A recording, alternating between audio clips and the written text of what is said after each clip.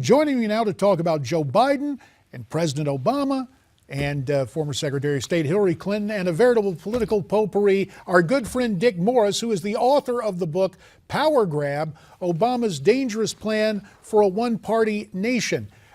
Number one, Dick, we begin with number two, Vice President Biden. It appears that at times he varies from the administration's talking points. It's like the president and the press secretaries he has, everybody else is on one page, and Joe Biden is on another. Why is that? Before I answer that, Obama just showed up in Saudi Arabia. Right. And he brought Sandy Berger with him, on the part of the delegation. Right.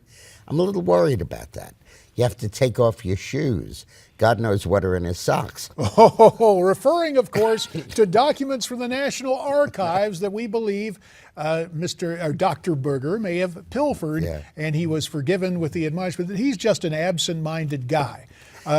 We'll get to the serious nature of Saudi Arabia in just a second. But what about Biden and his remarks being at variance with what the president, the attorney general, and others say? I just think it's sloppiness on Biden's part. I think he's incapable of walking a straight line. It's like I always want to tell a cop if I was ever pulled over for DUI, I would say I have trouble walking a straight line sober. Oh, that's going to help. Okay, yeah, right. I got you.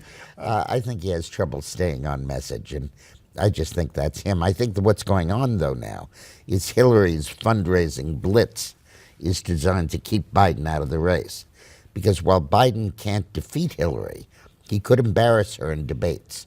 And that's something she doesn't want to have happen. So you have enough money, and it has a chilling effect on others getting in. Although, how much can you chill a guy that's run for president 3 times before? I believe so. We're scoring at home. It's been 3 times for him. And now they're constitutionally just on the organizational chart below the presidency. It's got to be something that he still hungers for, but obviously Hillary is in the driver's seat, ... or is she, as far as the Democrats are concerned? She is. And Warren has pretty clearly taken herself out, which is the only real obstacle that she faced to the nomination. But I'll tell you, a big problem is brewing for her in the general election over this Iran sanctions situation.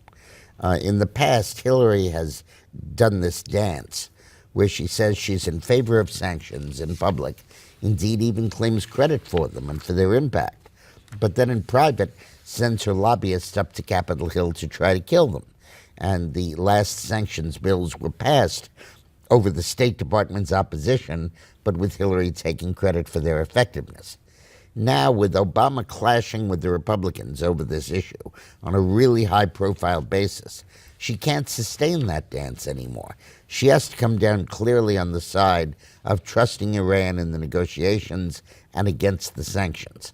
And that stripping away of that ambiguity is going to be very difficult for her, because Obama doesn't have to run in 2016. She does. And she will have to face the results of these negotiations.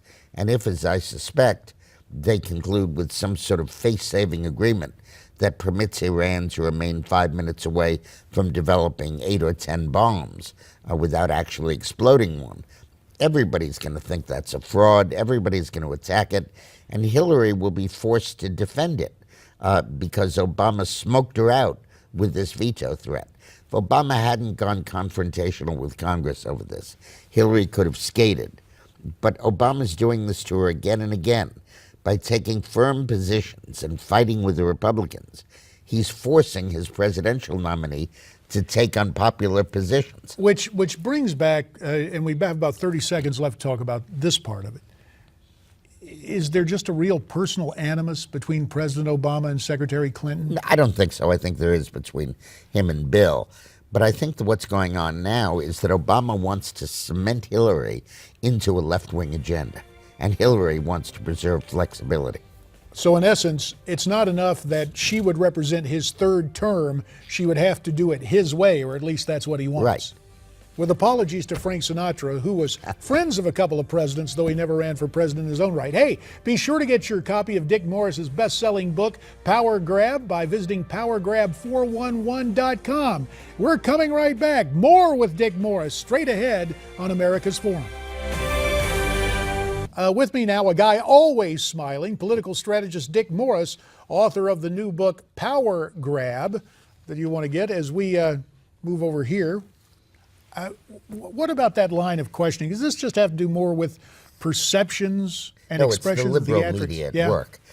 This is what a great example of media bias.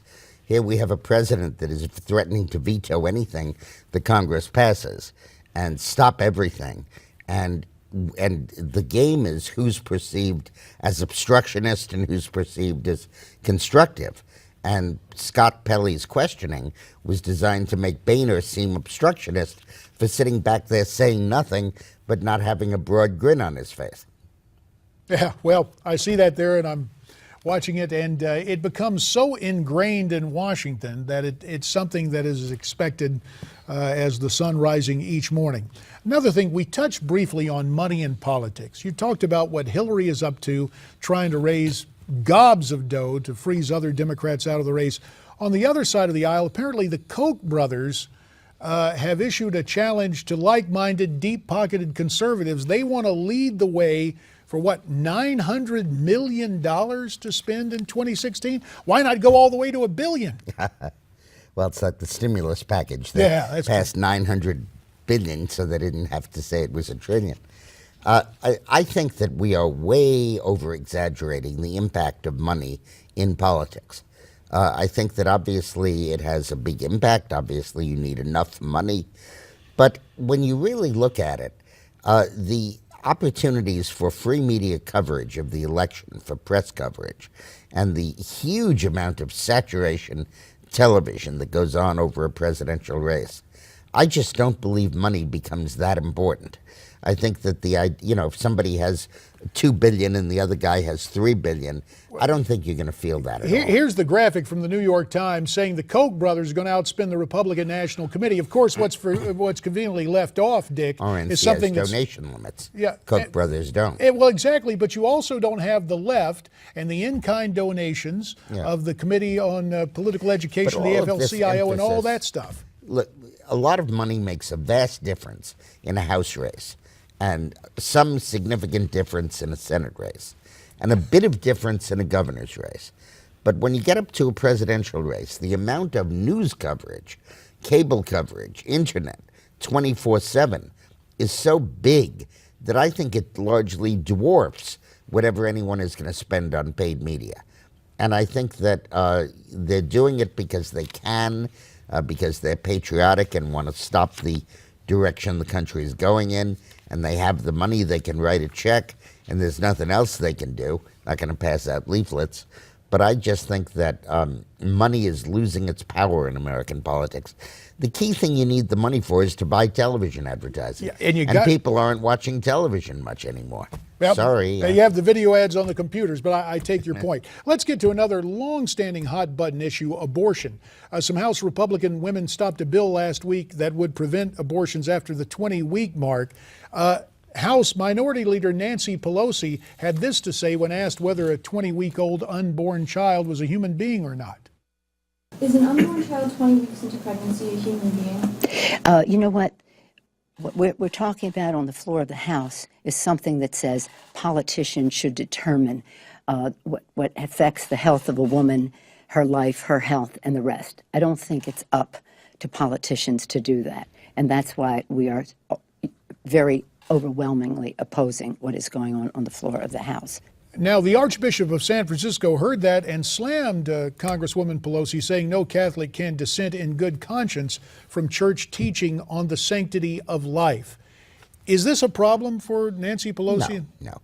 She'll get reelected overwhelmingly, and her district stands solidly behind her, as does her caucus.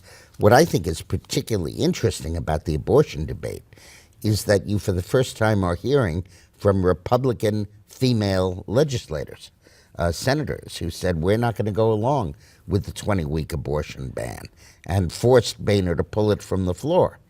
And that's the first time that there has been any glimmer of a centrist position in the Republican Party on abortion. They still said, we'll cut Medicaid funding for abortion. But a ban, they killed it. All right. As we have to wrap up this segment, one final reminder. that you'll want to pick up a copy of Dick Morris's new book, Power Grab, Obama's Dangerous Plan for a One-Party Nation, and you can get it by going to the website powergrab411.com. Our thanks to Dick Morris, and America's Forum will continue right after this.